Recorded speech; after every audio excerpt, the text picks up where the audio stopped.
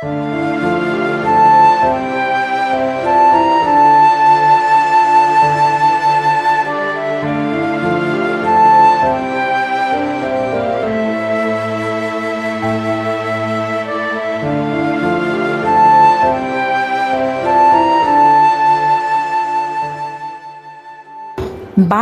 অগ্নিকাণ্ডের ঘটনা ঘটছে রাজধানীর করাইল বস্তিতে। আগুনে শেষ হয়ে যাচ্ছে হাজারো মানুষের ঘরবাড়ি, ভেঙে যাচ্ছে নিম্ন আয়ের মানুষের সব স্বপ্ন। তদন্ত কমিটি হয়, রিপোর্ট জমা পড়ে, কিন্তু আগুন যেন থামছেই না। ভূমিকম্প গোসলখানা দিয়ে ভাঙ্গিয়া গেছে গা।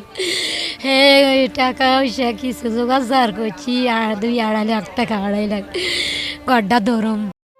করাইল সহ অন্যান্য বস্তিতে তদন্তের রিপোর্টে যে কারণগুলো সবচেয়ে বেশি উঠে আসে তা হলো দুর্বল অবকাঠামো, অবৈধ গ্যাস বিদ্যুৎ পানির সংযোগ, পুরনো ঝুলন্ত তার, দাহ্য পদার্থের ছড়াছড়ি আর বাসিন্দাদের অসচেতন ব্যবহার। ফায়ার সার্ভিস বলছে বেশিরভাগ অগ্নিকাণ্ডই বৈদ্যুতিক ত্রুটি থেকে শুরু হয়।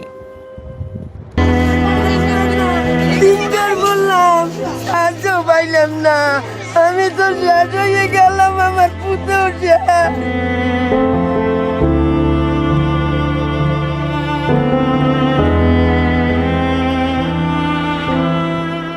এলাকাবাসী জানায় চোরাই সংযোগে হিটার, ইলেকট্রিক চুলা, মাল্টিপ্লাগ সবই চলে। আবার গ্যাস সিলিন্ডার থাকা ঘরগুলো আগুন ছড়িয়ে দিতে ভূমিকা রাখে। এই বিশৃঙ্খল পরিস্থিতি বস্তিকে বানিয়ে তুলেছে আগুনের ফাঁদ।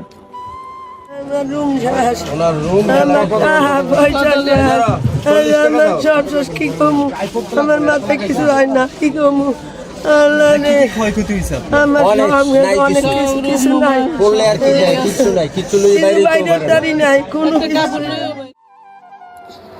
মঙ্গলবার বিকালে মহাখালীর করাইলে যে ভয়াবহ আগুন লাগে তা মুহূর্তে ছড়িয়ে পড়ে। 1,500-এর মতো ঘরবাড়ি পুড়ে ছাই, কয়েক হাজার মানুষ হয়ে পড়ে নিঃস্ব।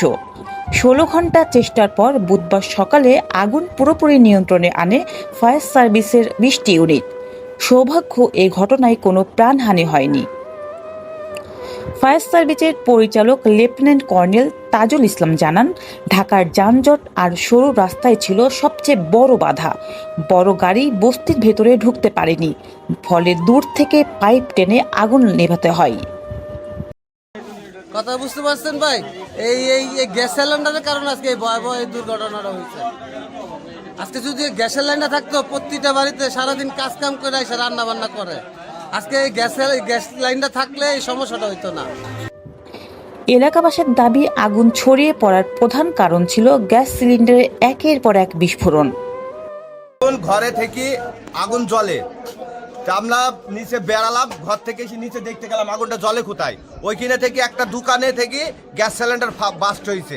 ওই দোকান থেকে আমরা আবার দৌড় মেরিয়ে এসে কোনো জিনিস আর বের করতে পারিনি, পায়ে স্যান্ডেলটাও নিতে পারিনি, সব পুড়ি শেষ। এটি নতুন নয়। চলতি বছরের 21 ফেব্রুয়ারি, গত বছরের মার্চ ও ডিসেম্বরে ভয়াবহ আগুনে পুড়েছে করাইলের বড় অংশ। প্রায় 90 একর এলাকায় 10,000-এর মতো ঘর, যেখানে নিয়মিতই আগুন, ক্ষতি আর কান্নার পুনরাবৃত্তি। খারাপ লাগা, এটা মাইনা নিতে হইব। এটা যদি আল্লাহ দেয়, কিছু করার নাই। আল্লাহ দেয় আবার অভাব দিব, জানতাম না এই বয়সে। এটা মুখদার কথা, কি করতাম, কিচ্ছুই নেই। একমাত্র আল্লাহ আমাকে পিন্ডাটাই রাখছে আর জীবনটাই রাখছে, এছাড়া আর নাই কিছু। সমাজ ও অপরাধ বিশেষজ্ঞ ডক্টর তৌহিদুল হক মনে করেন, রাজনৈতিক অস্থিরতার সময়ে বস্তুতে আগুনের সংখ্যা বাড়ে।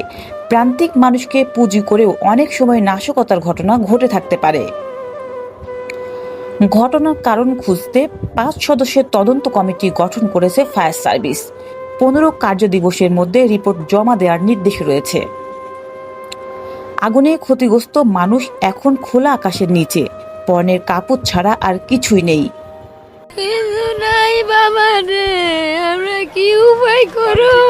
70 বছরের মোসাম্মত বানুর কথা যেন হাজার মানুষেরই কান্না।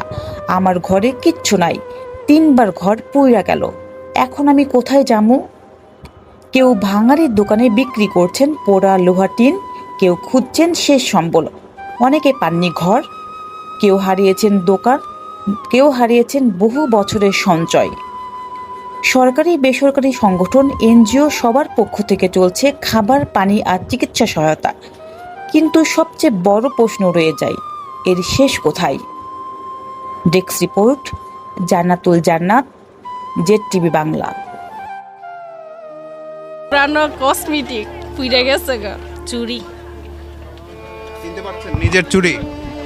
মানে কি, এ আমার শাশুড়ি কিনে দিছিল এই যে এগুলা, তো আমি এটা পছন্দ করছি। উনি বলতেছে এটা ছোট বড় আছে, উনি পরবো, আমার দিছিল এটা। তা এটা নিয়ে এখন কইতাছি, তখন তো ওনারে দিছি না, বাড়িতে চলে গেছে, আর এখন আগুনে পুড়ে লাইছে এই।